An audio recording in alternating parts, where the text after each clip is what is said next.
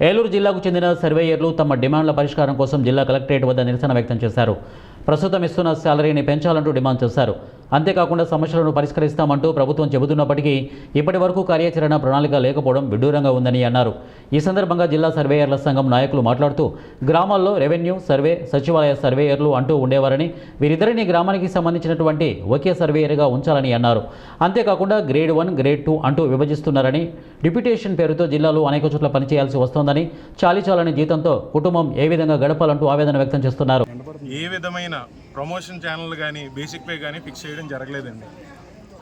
జనవరి నెలలో మేము దాని గురించి అని చెప్పి సహాయ నిరాకరణ కార్యాచరణ అనేది పెట్టుకొని చేయగా రెవెన్యూ మినిస్టర్ గారి మాట పైన మేమందరం కూడా నాన్ కోఆపరేషన్ని విరమించుకొని మళ్ళీ రీసర్వే అనేది చేయడం జరిగిందండి. మళ్ళీ ఈ ఫిబ్రవరి 22న రిప్రజెంటేషన్ ఇవ్వగా, నోటీస్ 2ని ఇవ్వగా మాకు 25వ తారీఖున మీ బేసిక్ పే అనేది 25,200గా మేము ఇస్తున్నాం అని డిపార్ట్మెంటు రెవెన్యూ మినిస్టర్ గారికి అనేది పంపడం జరిగిందండి. అసలు ఆ రిపోర్ట్ అనేది ఏ ఒక్క గ్రామ సర్వేయర్కి రాష్ట్ర వ్యాప్తంగా ఉన్న వారికి సమ్మతి లేదండి.